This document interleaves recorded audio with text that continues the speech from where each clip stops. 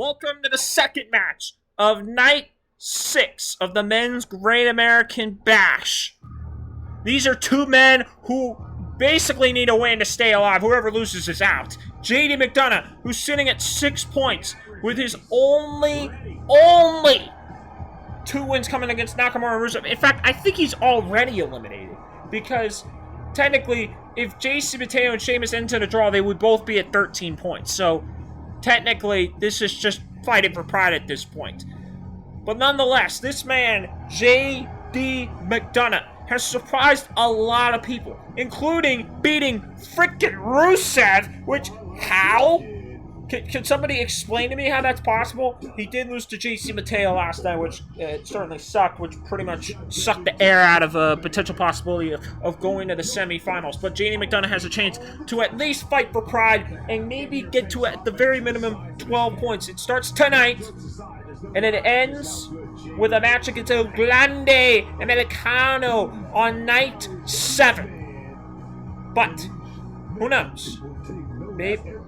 Yeah, by the way, Jordan Devlin, former Cruiserweight champion, former tag team champion in the Judgment Day, still part of the Judgment Day, a faction that just won't die.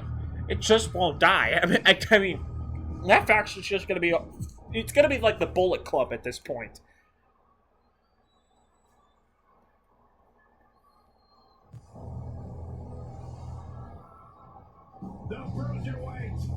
Yes, the Bruiserweight.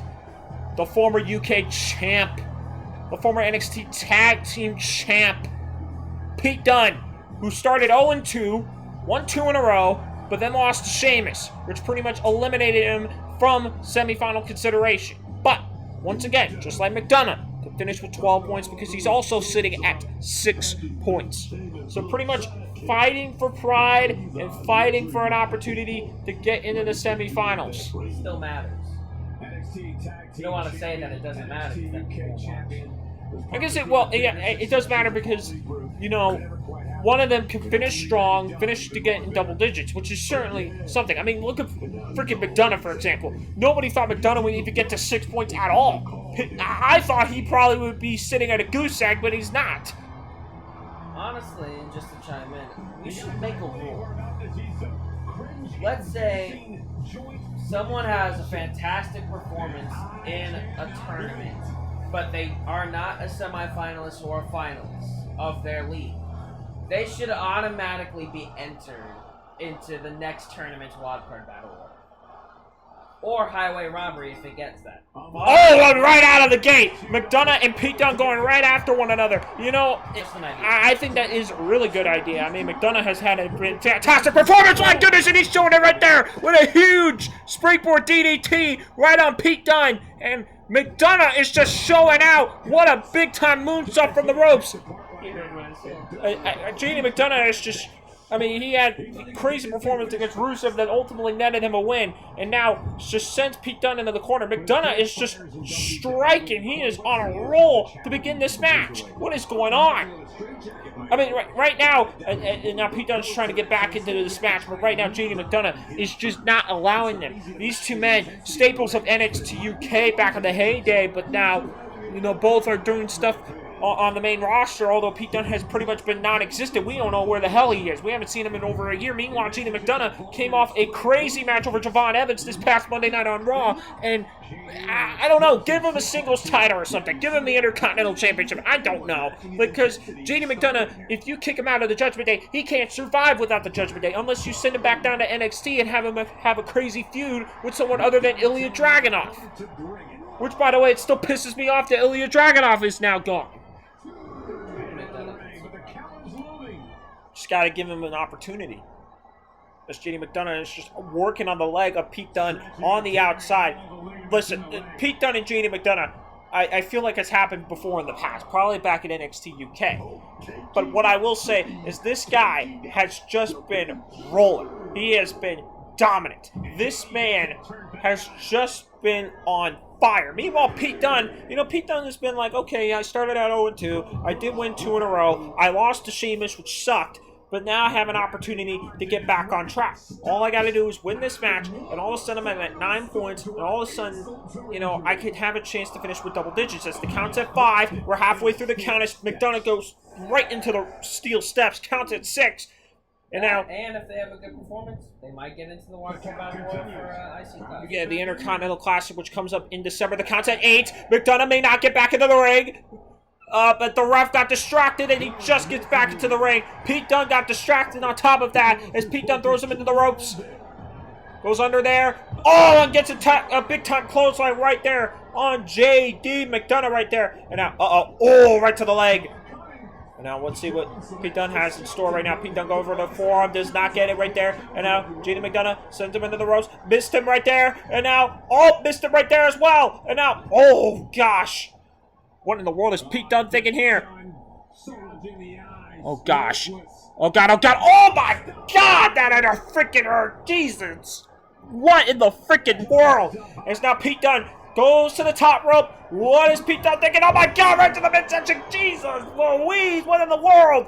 As now Pete Dunne heads into the ropes, trying to go for a neck snap. Did not work right there as McDonagh got out of the way. Working that blue clothing. And now another springboard DDT by J.D. McDonagh. Is that going to be it? Can he get to 9 points? No, kick out at 1.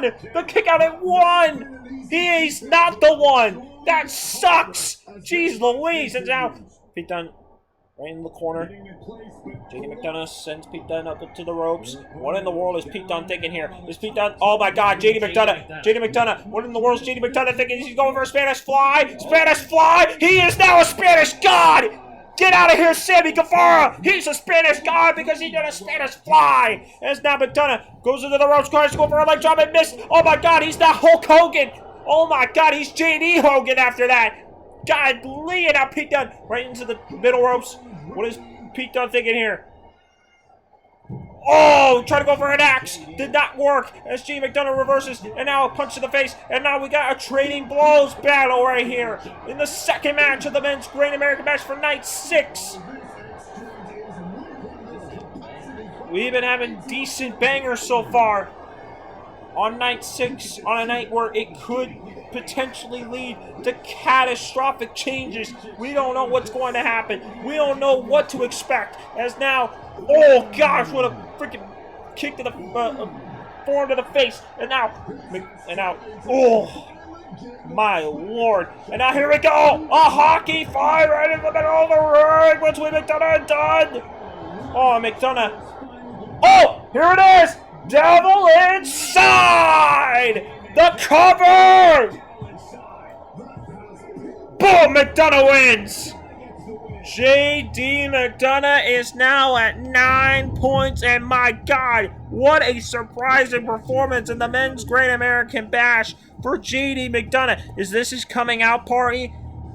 Who knows? J.D. McDonagh has been rolling, and Pete Dunne has now lost 2 in a row. But J.D. McDonagh, my goodness, what a freaking showing he is having in the Men's Great American Bash. Just pulling off upset win after upset win after upset win. He has a chance to finish with a winning record at 12 points. This guy is just rolling right now. Wow. J.D. McDonagh. Okay, man. This kid is for real. 9 points. He may be in the next wildcard battle royal. Maybe for the Intercontinental Classic. He might actually get into the Intercontinental Classic if he continues to get performances like this. Maybe even get into a semifinals. Because this man is just straight up rolling. He is straight up fire.